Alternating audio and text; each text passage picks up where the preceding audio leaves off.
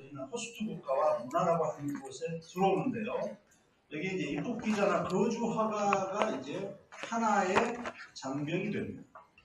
그래서 조금 전에 인사말에서 말씀하셨듯이 장벽을 쌓는 순간에 그때부터는 이제 어떤 긴장이 발생을 하게 되죠. 그 이주민 안에는 실향민들이 있습니다. 영어로는 displaced person이라고 하는데요. 자기 본토나 고향이나 자기 집이나 자기 농토를 버리고 다른 도시나 다른 곳으로 갈 수밖에 없는 사람. 누구죠? 대표적으로 우리나라의 북한 실향민들. 우리나라 북한 쪽에서 전쟁 때문에 부산까지 내려가서 평양으로나 북한 못 올라갔던 우리나라의 북한 실향민들 대표적으로 displaced person입니다. 이분들도 실은 이주민들입니다. 넓은 의미의 이주민. 그래서 이 60년이 돼서도 고향을 가겠다라고 하는 의지가 굉장히 많은 거예요. 그래서 지금 뭐 실향민들 서로 만남하고 남북의 중요한 이슈가 되지 않습니까? 실향민들은 전쟁 때문에 자기 도시에서 다른 도시로도 피난합니다. 이 실향민이 전 세계 이주민들 중에서 상당한 퍼센티지를 차지합니다. 자기 도시가 아닌 다른 도시 타지방에 할 수 없이 거주할 수밖에 없는 사람. 두 번째는 국제 이주민인데 인터내셔널 마이그런트인데 외국인 노동자와 같이 이 입국 비자와 거주 비자를 획득하면서 이 마이그런트들을 국제 이주민들이라고 합니다. 대표적으로 외국인 노동자. 마지막으로 오늘 우리가 볼 것은 난민들은 이 입국 비자나 거주 비자가 없이 여기 들어오잖아요. 들어오게 돼서 어떤 상황에 처해 있는 사람이 난민들입니다. 이게 두 가지 방식으로 리액션이 나타나면 저항이 있거나 대척이 있거나 아니면 수용하거나 공존하거나 그런 이제 다이나믹이 발생한다고 봐야 되겠습니다. 이주신학은 성경 전체적으로 그 이주자의 구원에 관한 증거의 책이 성경 자체는 이주자들의 구원의 스토리가 성경이다라고 말씀드릴 수 있습니다. 1950년대까지 대두된 국제사회의 이주민들에 대한 것들이 잘 학문적으로 연구가 안 됐고 1950년 그러면 여러분들 뭐가 생각나시죠? 2차 세계대전이 마무리가 정리가 1948년대에 되면서 1952년 사이에 한국전쟁입니다. 그래서 한국전쟁은 이 세계사에서 사상자가 굉장히 많이 나고 실향민들이 엄청나게 발생한 사건이면서 국제사회가 난민의 문제를 사회학적으로 연구를 하기 시작해요. 그래서 난민법, 유엔 난민법이 통과된 것이 1952년도가 돼요. 이해됐어요? 그러니까 우리나라의 스토리들이 이 난민법과 관련된 이 질곡의 역사 가운데 출혈을 같이 가고 있습니다. 성경에나 우리 신학에서는 전혀 이 분야를 다루지 않다가 2015년도 정도에 앤드루 윌스라고 하는 사람이 이 Closing Cultural Frontiers라고 하는 책에서 이주 신학에 대한 부분들을 살짝 건드리기 시작을 합니다. 이분이 이 책에서 두 가지의 이주를 요약하는데 하나는 아담적 이주와 다른 하나는 아브라함적 이주가 있다. 이렇게 성경을 통찰하면서 이 두 가지의 키워드를 잡아줬습니다. 제가 이 책에 대해 상당히 인사이트를 얻고 오늘 강의에 저번을 합니다. 자, 아담적 이주는 물론 아담으로부터 시작했습니다. 그런데 아담 어디서부터 이주했습니까? 에덴에서부터 이주했습니다. 이것은 징벌적 이주였으며 비자발적 이주였습니다. 마치 오늘 난민하고 아주 비슷합니다. 쫓겨남을 당한 거죠. 쫓겨남을 당한 거예요. 심지어 어땠어요? 주님이 여호와가 다시 동산에 터닝백 하는 것을 막기 위해서 누굴 세우죠? 왜? 화염검을 든 그 영들을 세웁니다. 천사들을 세웁니다. 그러니까 너는 다시 들어오지 말라고 하는 강제적 이주였습니다. 이것은요, 집을 떠나는 것인데 추방이나 도피, 상실을 의미합니다. 상당히 많은 것들을 잃어버리는 상실을 갖고 있고 비자발적이며 이것은 가인을 통해서 더 자주 보게 되는데 지속해서 유리하고 지속되는 이주의 삶을 사는 그 저주를 받습니다. 가인의 문명이 결국은 세계 문명의 기초가 됩니다. 아시죠? 도시 문명의 기초가 가인 계통을 통해서 쭉 나오기 시작하고 이 바벨탑을 건조하게 되는 데가 쭉 이어집니다. 그래서 바벨탑은 일종의 다수의 이주와 확산이 초래되는 그것이었고 그 바벨탑이 아주 그냥 고도의 문명으로 올라가는 시점에서 언어를 흩으시면서 하나님이 다시 흩으셨습니다. 바벨탑은 무엇이었죠? 바벨탑은 우리가 흩어짐을 면하자라고 하는 게 바벨탑의 슬로건이었어요. 정말 재밌죠? 가인을 통해서 하나님이 흩으셨는데 바벨탑의 슬로건은 흩어짐을 면하자라고 하는 슬로건에서 바벨탑을 쌓는다니까요. 두 가지의 바벨탑의 명분이 있었습니다. 하나는 우리가 하늘까지 닿자와 두 가지는 흩어짐을 면하자. 그래가지고 바벨탑을 쌓을 때 대표적으로 상징적으로 무엇을 썼냐면요. 역청, 탈을 썼어요. 탈은 끈적끈적하기 때문에 서로를 잘 번딩하는 탈을 썼어요. 근데 주님은 무엇으로 흩으시죠? 언어로 흩어버리십니다. 그래서 이 흩어내시는 것이 하나님의 큰 구속사의 경륜에서 하나의 큰 힘으로 자라요. 이게 이제 아담적 이주의 대표적인 플로잉입니다. 아담적 이주는 요즘에는 그 배경에는 불순종, 죄의 배역, 영적인 부분이 많고요. 사회적인 범죄의 산물이고 전쟁도 사회적 범죄의 산물 아니겠습니까? 그리고 인종학살, 인종청소. 그래서 이제 아프리카에서 주로 이제 난민들은 인종학살이나 종족학살 때문에 난민들이 많이 발생을 합니다. 지금 이라크, 예멘, 보스니아, 남수단, 콩고 전부 다 종족 간의 갈등으로 흩어지는 아담적 이주의 이 본보기 됩니다. 지금 남수단은 북수단 종족들이 남수단을 엄청나게 핍박하고 다 죽이고 있기 때문에 다 흩어져서 이디오피아, 우간다 이쪽에 좀 수십만 명이 텐팅을 하고 있습니다. 두 번째는 아브라함적 이주인데 이건 자발적 이주고 희망적 이주라고 봅니다. 약속을 믿고 소망을 품고 떠나는 이주입니다. 이 이주는 많은 종류의 긍정적인 요소를 갖고 있는 선택하는 이주입니다. 아브라함의 스토리는 믿음도 들어가 있고 어떤 이제 하나님의 언약들이 들어가 있는 이 언약과 맞물려서 선택하는 이주에 사는데 지금 오늘날 우리가 현대사에서 보는 경제 이주가 있죠. 외국인 노동자들도 아브라함적 이주의 한 형태입니다. 지금 우리나라에 중국인 유학생들이 굉장히 많죠.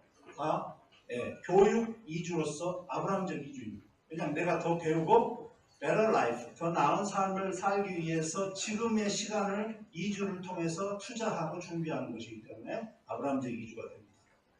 기업가들이 이주하는 것이죠. 우리 주재원들이 다른 나라에 가서 냉장고 팔고 북부에 가서 냉장고 팔고 하는 것도 전부 다 무엇이냐면 이게 아브라함적 이주입니다. 선교사들이 타국에 가는 것 전부 다 아브라함적 이주. 우리가 이런 것들을 전부 다 긍정적인 요소를 갖고 있는 아브라함적 이주를 보고 이것은 하나님의 애언, 축복의 약속들에서 촉발되거나 대가가 수반되고 현재의 자기 위치에서 충족함과 안정을 희생하며 선택하는 자발적 이주입니다. 이 아브라함적 이주, 이건 분명히 하나님과의 깊은 관계적 배경 안에 있고 하나님의 섭리가 우리를 통치하고 있습니다. 자, 우리 성경이 이주자들의 스토리고 이주에 관한 책이다라고 했을 때 제가 성경의 대표적인 이주의 스토리들만 이렇게 크게 비집을하게 제가 보겠습니다. 아담과 하와가 죄 때문에 인류 최초의 강제 이주를 당했습니다. 신라번이 된 겁니다. 창세기 4장에 가인의 이주가 나오는데 인류 최초의 살인자가 그 땅의 열매의 저주를 받으며 쉼없이 유리하리라고 하는 이 운명적 선포를 당하면서 이주를 하기 시작하고 가인에게는 이주자의 불안함과 두려움이 가장 현저하게 나타납니다. 길에서 누가 나를 죽일 것이다 라고 하는 이 두려움은 이주자들의 대표적인 공포입니다. 그래서 이 타인에 대한 두려움이 이 가인의 이주에서 많이 나타나고 그렇습니다. 그래서 에덴 동쪽 롯 땅에 거주했는 게 창세기 4장 16절에 나오고 창세기 12장 아브라함의 거주 잘 아시죠? 고향과 친척과 아비집을 떠나라. 너는 복이 될지라 땅의 모든 족속이 너를 통해 복을 얻을 것이다 라고 하는 복이라고 하는 개념과 하나님의 아브라함적 이주가 함께 합성되는 이 오묘한 섭리를 우리가 여기서부터 또 읽기 시작합니다. 그 다음에 창세기 13장 롯의 소돔의 이주와 피신이 있었습니다. 롯은 하나님의 백성이었는데 아브라함적 이주를 한 사람이 세속주의에 빠지게 될 때 그 이주에서 생고생을 하는 것을 대표적으로 보여주는 샘플입니다. 소돔과 고모라에서 탈탈 털리고 부인까지 소금기둥 되면서 자기 몸만 겨우 빠져나와서 이렇게 하게 되는 이 요새 이주는 굉장히 흥미롭습니다. 그리고 창세기 26장에 이삭의 이주가 블레셋에 들어가서 거기서 자손을 퍼뜨리고 여전히 창세기 26장에는 이 아브라함의 언약이 계속 반복됩니다. 이삭, 너의 자손이 세계 만국의 복이 될 것이다. 창세기 26장에도 야곱의 이주가 나오게 되는데 야곱에게도 동일하게 아브라함의 언약이 계속 반복됩니다. 창세기 37장 요셉이 애굽으로 팔려갔죠. 이건 아브라함적 이주하고 아담적 이주가 이렇게 믹스되어 있는 형태입니다. 이 비강제적 이주처럼 자기가 원하지 않았는데 형들이 팔아가지고 애굽으로 이주를 합니다. 거기 가서 생고생을 하고 또 감옥에도 들어가고 또 어떤 신임도 받고 그러면서 거의 죽을 목숨까지 감옥에서 있다가 이 애굽 총리가 되는 형태의 이주의 삶의 드라마틱한 부분을 보여주고 요셉을 통해서 그 당시의 세계가 곡식 창고를 통해서 생명을 이 열방이 복을 받는 그런 기여를 보게 됩니다. 요셉은 전형적으로 이주자의 스펙트럼을 아주 아름답게 보입니다. 출애굽기 1장부터 14장 출애굽 자체가 이스라엘의 이주의 스토리. 광야로 이주하는 거예요. 몇 명이 이주합니까? 수만 명, 수십만 명이 이주. 그래서 광야 생활 자체가 이주의 여정을 보여주고 있는 것입니다. 여호수아서에 보면 이스라엘이 가나안으로 이주에 들어가는데 이거 민족의 집단 이주입니다.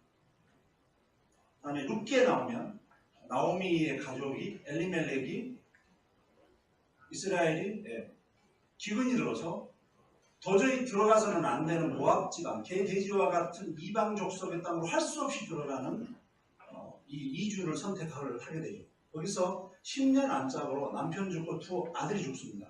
남자들이 다 몰살을 하고 겨우 결혼시켰던 자부 두 사람을 놓고 너희들 또 떠나라고 했을 때 룻이 저는 어머님 집으로 갑니다라고 해서 반대로 룻이 자기 이주를 또 선택합니다. 나오미는 귀향을 하는데 룻은 모압 여자가 유대 사회로 이주에 들어갈 것을 선택하기 때문에 룻의 믿음이 대단한 겁니다. 나중에 예수님의 족보까지 올라가는 그런 축복을 받습니다.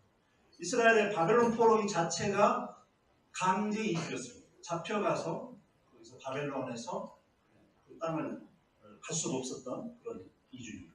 자, 여기까지 와서 구약이 맞춰지고 신약에서 예수님이 난민으로 애굽에 가신 것이 신약으로 나타나게 됩니다. 바로의 죽음과 핍박을 피해서 애굽으로 피신하셨는데 예수님이 몇 살 때 피신하셨어요? 거의 성경에는 예수님 탄생 이후에 거의 몇 달 안 돼서 피신한 것으로 보여요. 왜냐하면 헤롯이 바로 동방박사한테 속은 걸 알고 바로 2살 아래 어린이들 다 죽이자고 달려들었으니까 아마 태어나서 몇 주 안 돼서 핏덩어리 예수가 애굽으로 이주를 했어요. 난민이 됐어요. 사도행전 8장에 가서 초대교회 제자들이 유대와 사마리아 모든 땅으로 흩어졌는데 특히 소아시아 지방으로 다 흩어졌죠. 사도행전 8장 예루살렘에 핍박이 시작하니까 사도들 외에는 당시의 크리스천들이 다 지금 다 흩어졌습니다. 이주입니다. 그때 흩어졌던 것이 본도, 갈라디아, 갑바도기아, 아시아와 비두니아, 이 소아시아의 아시아 전체로 다 흩어졌습니다. 지금은 터키 땅인데 이게 이주 역사예요. 이때부터 유대인들의 이주 역사가 굉장히 활발하게 일어났습니다. 이건 성교적 이주라고 이제 요즘에 성교학계에서 이야기를 하는데 나중에 이제 시간 되면 말씀을 드리겠습니다.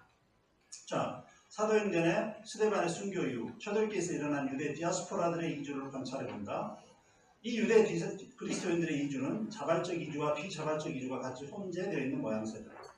초대 그리스도인은 분명 그 도시 안에 견디기 힘든 종교적 핍박을 피하고자 흩어졌다. 그러나 그들은 그 박해를 넘어 그리스도의 복음을 품고 소아시아의 모든 지역으로 스스로 흩어진 선교적 여정을 시작하였다. 그들은 여러 아시아 도시들 속에서 정착하여 그곳에서 복음을 증거하는 무명의 풀뿌리 증인들이 되었고 베드로전서 1장 1절이 이 본문을 백업해 주고 있습니다.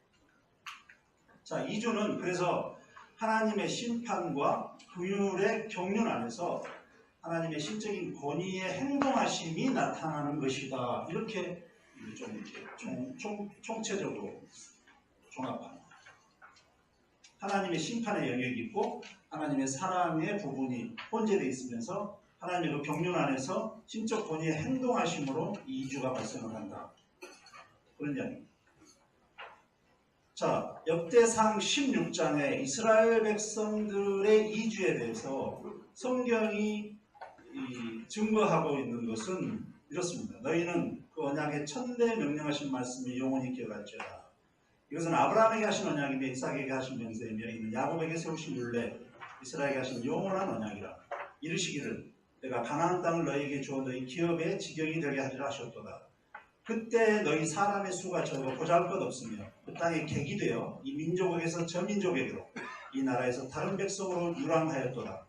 여호와께서는 사람이 그들을 해하기를 용납하지 아니하시고 그들 때문에 왕들을 꾸짖어 이르시기를 나의 기름 부은 자들에게 손을 대지 말며 라고 주님이 이스라엘 백성들을 이렇게 보호하셨다라고 하는 이스라엘 역사를 이주적 관점으로 역대상 16장에서 저렇게 말씀하십니다. 이스라엘이 이 나라 저 나라 유랑하면서 살았는데 너희들이 어떤 형태의 선교적 의미가 되는 존재까지 내가 계속 보호했고 내 섭리를 내 경륜을 펼쳤다라고 하는 말씀입니다. 난민대분 무슨 의미를 줄까요? 첫째, 난민은 스스로 선택한 자기들의 결정이다. 아니면 원치 않는 어떤 사건 때문에 발생한 결과물들이다. 이런 것들 다 우리가 이야기할 수 있습니다. 내가 어떤 개인이 난민이 되기로 한 결정한 순간부터 그 개인의 결정이냐 아니면 원치 않지만 뭔가 이 신적 이끌림에 의해서 발생한 것이냐 이 두 가지가 다 같이 있습니다. 인간들의 이탈인가 본토를 떠난 이탈인가 아니면 하나님의 이끌리심인가 이 두 가지가 같이 있습니다. 난민이 되는 것이 한 개인의 결정인 것 같고 가족들의 결정인 것 같지만 그래서 핍박과 고난 앞에서 난민들 스스로가 국경을 넘거나 새로운 나라에 들어가 살기로 작정하는 것 같이 보이지만 성경을 보는 우리는 이주신학에서 볼 때 난민의 이주를 단지 난민 개인의 결단으로 비롯된 요정으로만 해석하지 않습니다. 중요합니다. 그래서 인권주의자들이 보는 난민의 문제의 어떤 정의나 문제들과 우리 크리스찬들이 보는 난민에 대한 퍼스펙티브는 좀 다른 부분이 있습니다. 더 우리는 더 많은 부분들을 하나님의 신학에서는 하나님의 미시오데이는 보내시는 하나님이 이 삼위 하나님이 보내시는 하나님이시잖아요. 이 하나님이 자신의 선교의 중심에 영원히 계십니다. 아버지 하나님은 자신의 아들을 세상에 보내셔서 세상을 구원하셨다라고 하는 그것도 아버지의 보내심, the Father's sending, 혹은 sending of God, 보내시는 하나님. 요한복음 3장 16절 하나님이 세상을 이처럼 사랑하사 독생자를 주셨으니 그랬는데 미시오데이에서는 독생자를 보내셨으니 이는 저를 믿는 자만 멸망치 않고 영생을 얻게 하려 하십니다. 미시오데이입니다. 이 아담적 이주의 징계를 받아서 세상에서 유리하고 방황하는 길 잃은 이 땅의 이주자들을 주님이 구원하시기 위해서 아들을 보내셨다. 인류 자체가 길을 잃은 이주자들.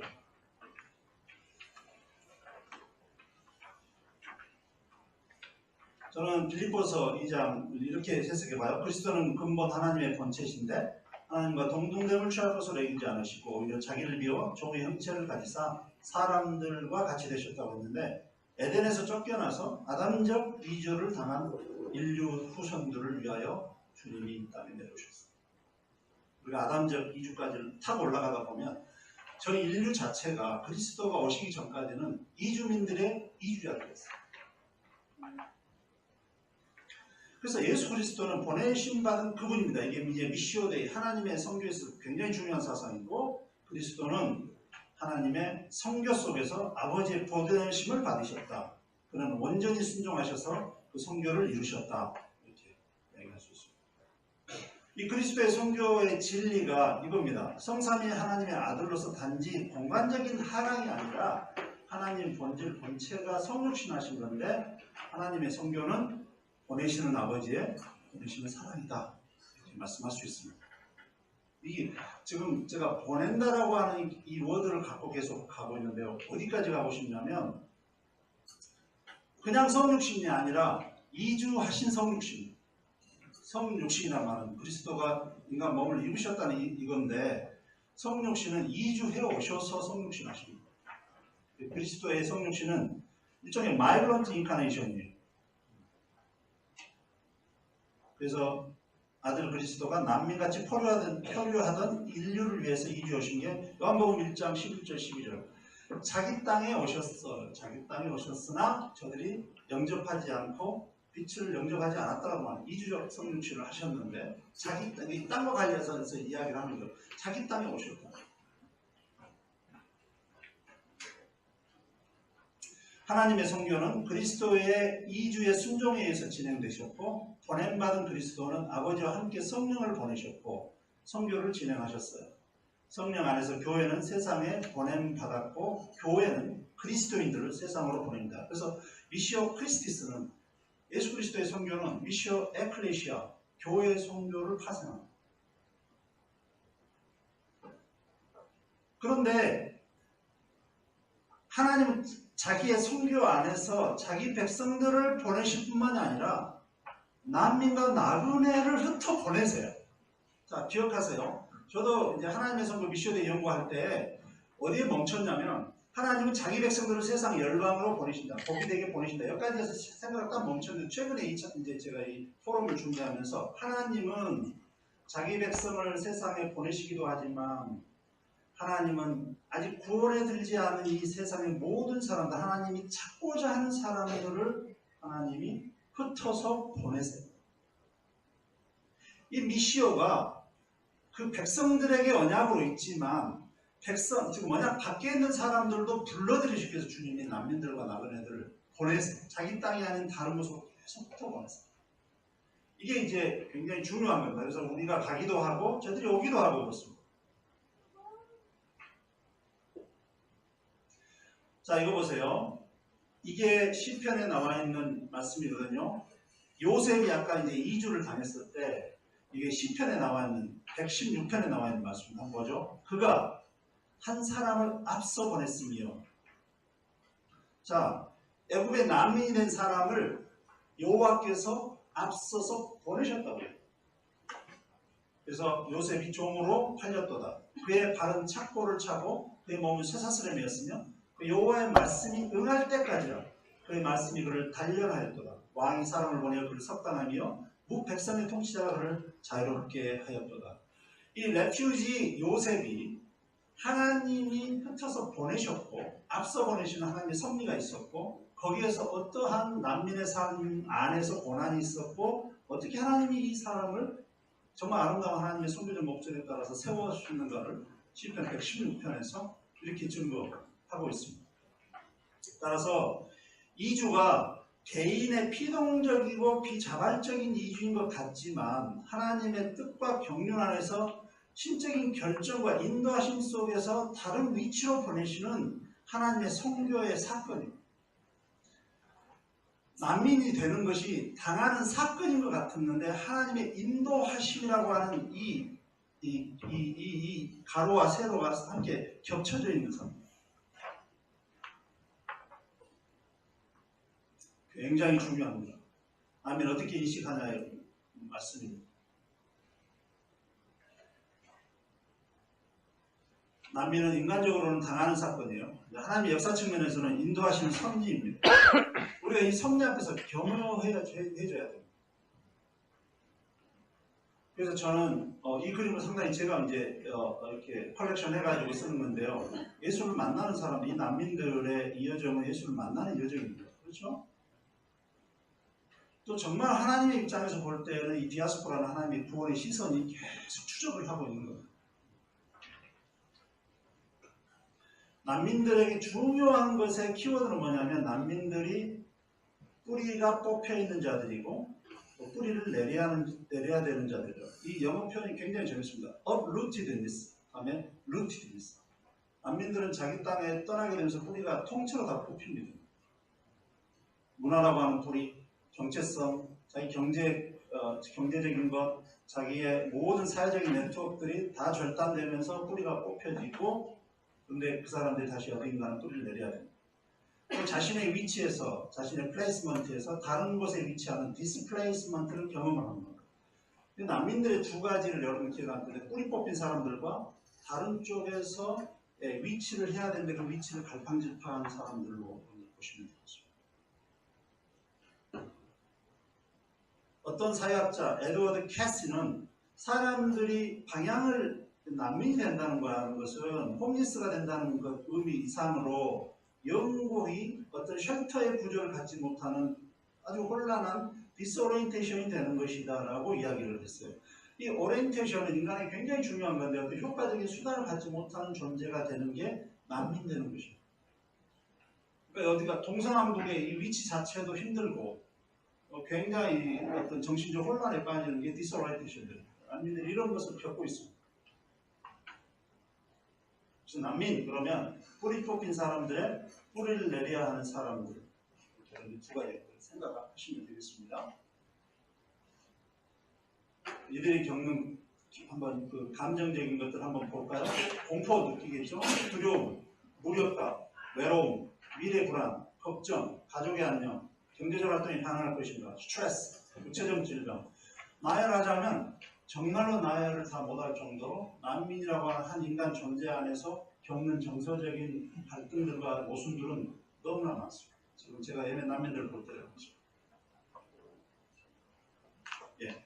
그래서 이제 위협받는 안착과 생존이 있는데요. 난민 캠프가 과연 적절하게 있고 운영되느냐, 아니면 유엔 난민 보증 판무관이 적절하게 일을 하고 있느냐, 정부는 이민국과 함께 어떤 적절한 조치를 취해주느냐, 교회와 시민단체들은 어떻게 행동하느냐, 이것들 다 맞물려 있네요. 이번 제주 예멘 난민 사태, UNHCR, 유엔 고등 판무관은 단 한 번도 제대로 일을 못했습니다. 한국 유엔 고등 판무관이 있습니다, 사무실. 지서가 있는데도 제가 제주에서 음식을 받아 한 번도 보이지도 않았습니다. 이 사람들 무엇 하는지 모르겠어요. 이럴 수가 없어요. 완전히 이게 직무유기입니다. 자, 짧게 가지고 시간 한 5분만 쓰죠. 자, 난민들의 네 가지 단계가 있습니다. 먼저 진입하고 정착입니다. 지금 우리 예멘 난민들 같은 경우는 거의 1단계에 이제 적어서 2단계가 이제 동화죠.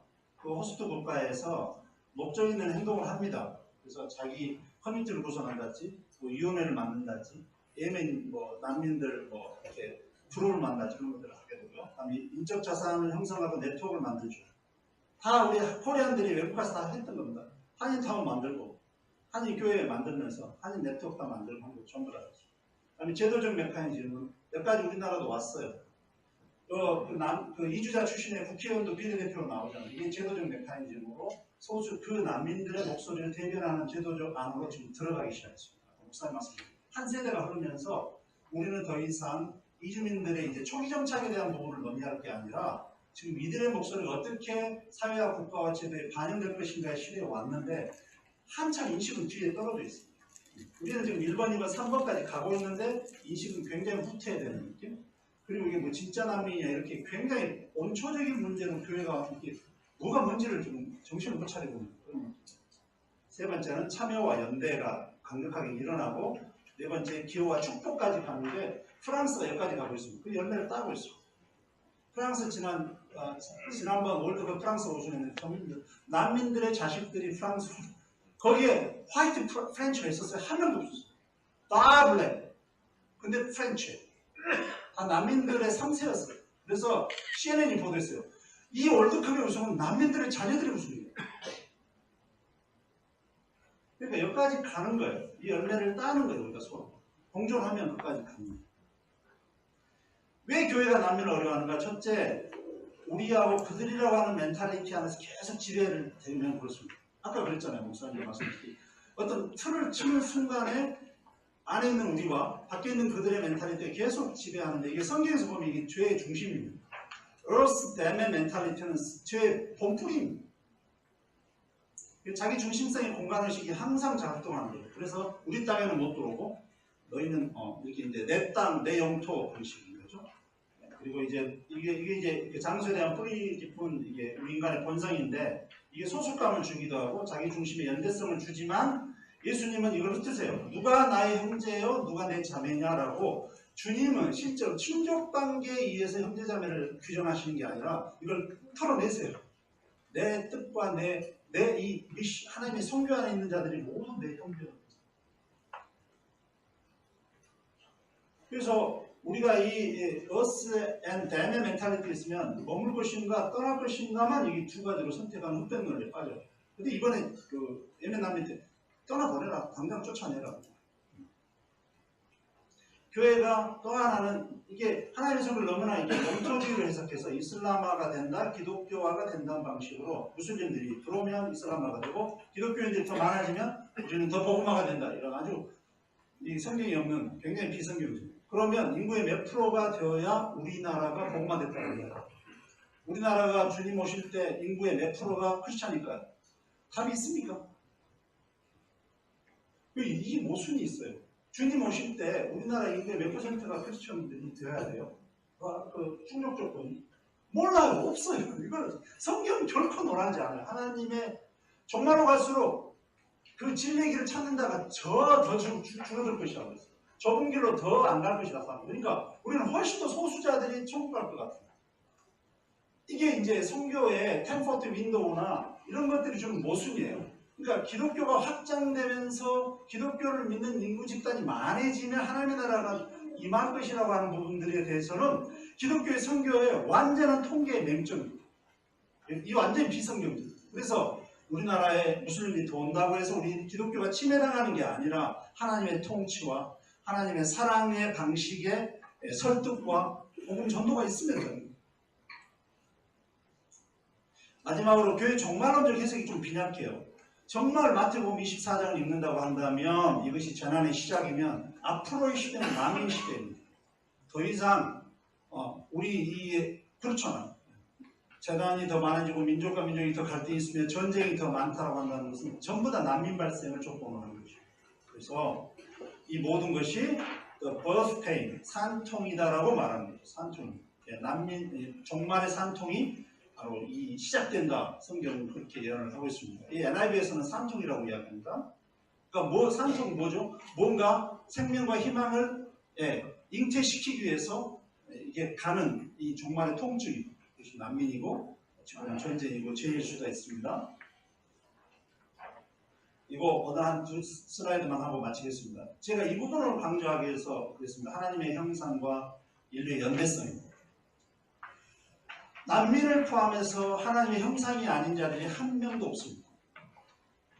우리는 꼭 나이스한 사람들만 하나님의 형상이고 교회 가면 형제 자매들이 하나님의 형상이다라고 축복송 불러주고 그러는데 그렇지 않습니다. 김정은이 하나님의 형상이다 아니다. 하나님의 형상. 아담의 후손들은 다 하나님의 형상. 그러니까 우리는 늘 타자를 인식할 때 나쁜 놈, 괴뢰, 귀수는 하나님의 형상이 아닌 것 같은데 아니요. 아담 때부터 하나님의 형상이에요. 그러니까 우리가 굉장히 흠모하는 그 형상이 그 김정은한테도 있는 거예요. 이건 연대성을 우리한테 깊게 생각하게 해요.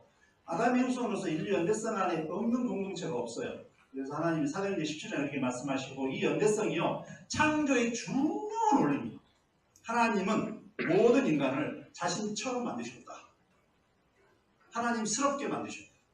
이게 인류의 연대성인데 모든 인류가 그렇게 존귀하고 그렇게 동일하게 보면 취약함이 있어요. 그 흙으로 빚어진 모든 인간은 하나님 앞에서 흙과같은 존재이기 때문에 우리가 이 연대성을 같이 갖고 있는 거예요. 존귀함의 연대성도 기억하세요. 인류가 존대함의 연대성도 갖고 있고 취약함의 연대성도 같이 갖고 있어요. 이 두 가지가 항상 같아요. 이해되십니까? 건장한 트럼프와 같은 그레이트 히어로만 주님의 형상인 게 아니라 정말로 저 서울역의 노숙자 한 사람의 그 사람도 하나님 안에서 존귀함이 있고 취약함이 같이 있다고. 이게 이제 우리가 난민을 인식할 때 같이 동질하로 느껴져야 됩니다. 이 아담적 연대성은 인종이나 종교, 이슬람이라 할지라도 사회적 조건들에 의해서 파괴되지 않고 하나님이 사랑하는 사람이라고 하는 이 존재라고 하는 게 아담의 이름이 그냥 뭐냐면 존재라는 거예요. 그냥 있는 존재, 이게 아담의 이름이에요. 그것의 의미에 안에 들어있는 연대성입니다. 다시 말합니다. 종교를 이야기하기 전에 인간이 가지고 있는 그 연대성 때문에 우리가 그 난민들을 인간으로 봐야 됩니다. 우리가 이 하나님의 사랑의 창조물이고 하나님의 사랑의 대상이라고 하는 이 연대성입니다. 그래서 하나님은 모든 인간을 사랑하신다는 말이 성립이 되고, 이 연대성은 모든 인간에게 차별 없는 가능성, 즉 하나님의 사랑을 받을 자격을 갖는 연대성을 부여해요. 김정은이가 하나님의 사랑을 받을 자격이 있는 연대성 안에 있어요. 언제 일이 이루어질지는 잘 모르지만 이것이 우리의 깊은 난민과 타자에 대한 깊은 동기가 되는 겁니다. 그래서 본토인이든 난민이든 고귀한 하나님의 사랑의 대상이다. 그래서 난민들은 보통 하나님의 심장알이고요, 제자들의 통증입니다. 한 번 이주자가 영원한 이주자가 아니고 난민의 가역성이 있어요. 난민의 가역성이 있습니다. 한 번 이주자가 영원한 이주자인가 그렇지 않고, 이 난민이 된 사람들이 자기 본토에 돌아가는 때가 있고, 그래서 요즘에 시리아 난민들이 한 65만 명이 자기 땅으로 지금 돌아가려고 유엔에다 신청을 하고 있습니다. 그래서 이제 그 보조금들이 지급이 되고 있어요. 이 말은 뭐냐면, 가역성이 있단 말은 지금 난민이 아닌 여러분들이 난민이 될 가능성이 있다 없다? 100% 여러분들에게도 그러한 명제가 성립이 됩니다. 그래서 난민은 서로 상호적입니다. 이 광화문에 미사일 하나 떨어지면 우리는 아까 디스플레이스드 퍼슨이 되든지 뭐는 돼요. 그러니까 난민을 생각할 때 나 제외한 다른 타자만을 생각할 게 아니라 난민의 가역성과 이 교차성은 우리 안에서 다 발동을 해야 돼요. 예수님이 난민이셨죠? 제가 더 이상 강조하지 않겠습니다. 네. 가장 작은 자와 우리들을 동일화해야 됩니다. 저는 마태복음 24장을 볼 때 이 작은 자, 줄일 때, 내가 옥에 갇혔을 때, 헐벗었을 때, 굶주릴 때 찾아보지 않았다라고 하는 주님이 자신과 동일화시킨 분이 가장 작은 자인데, 요즘에 아무리 보더라도 저희 난민들 이상으로 이 가장 작은 자, 즉 주님과 동일화시켜야 될 대상이 잘 안 보일 정도로 분명한 대상입니다. 물론 우리 사회에 노숙자들도 있고요, 불쌍한 사람들 많이 계시지만 난민들이 현저하게 예수님의 모습을 갖고 있는 거예요. 그래서 우리 자신과 동일합시다. 그리고 진정한 친구됨이 너무 중요합니다.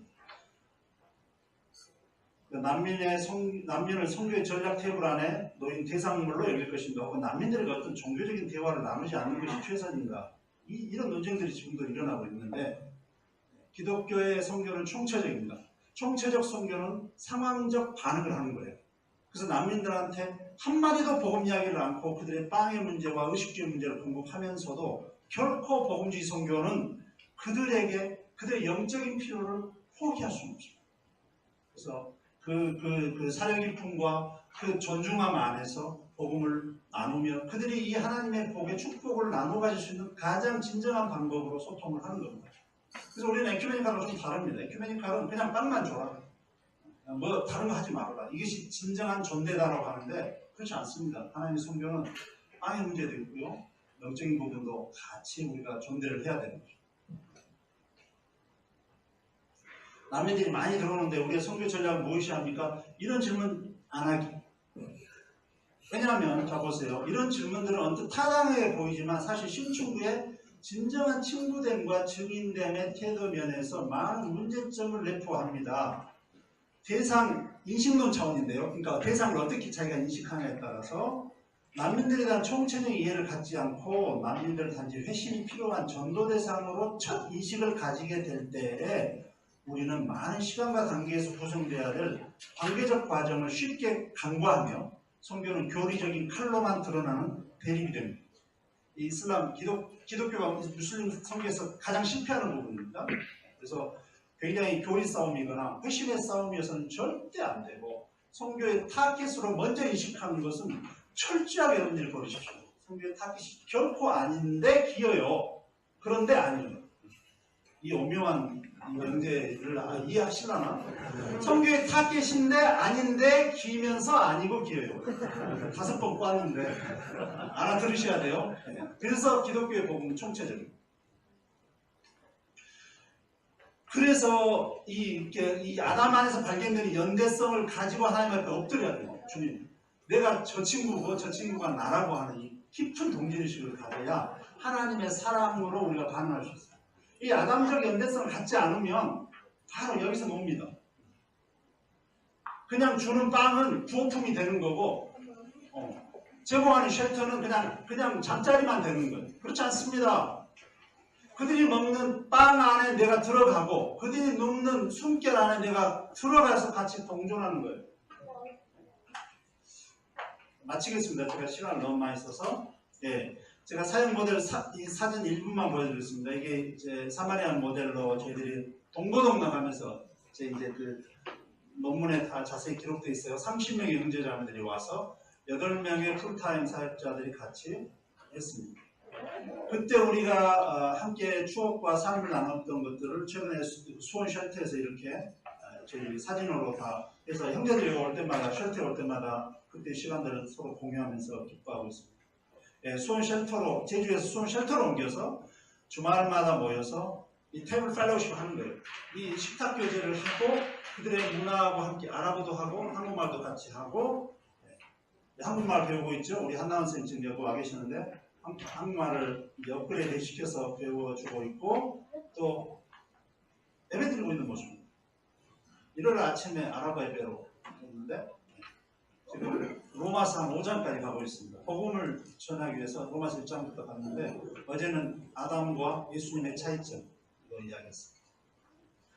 이렇게 형제들이 함께 웃고 기뻐하고 이렇게 우리가 전체적으로 건강하게 지낼 수 있도록 지금 이 사마리안 우리 팀들이 운영위원회와 같이 잘 섬기고 있고 첫째 우리가 선교를 난민들 상황에 연결해서 좋은 대안들이 이해가 필요하다. 두 번째 구체적으로 지역교회들이 난민들에게 환대 공동체가 되고 좀 더 환영하고 교제하고 사랑을 실천해 주십시다. 세 번째 선교 목적물이 아니라 총체적인 선교성으로 사랑의 대상으로 맞이하면서 지역교회들이 더 팔을 벌립시다. 넷째, 이 난민 선교 전문 선교단체들과 연합해서 같이 동역합시다. 교회들이 이 언어 문제나 문화 문제 이런 부분들에서 조금 이렇게 경험이 적으니까 이런 사마리안 팀이나 이런 팀하고 같이 연대해서 교회의 리소스, 우리의 리소스 같이 융합되는 방식으로 만나면 굉장히 좋겠다. 이런 이야기입니다. 제가 시간을 한 10분, 15분 더 써서 죄송하고 아무튼 여기서 마무리하겠습니다. 다음 시간.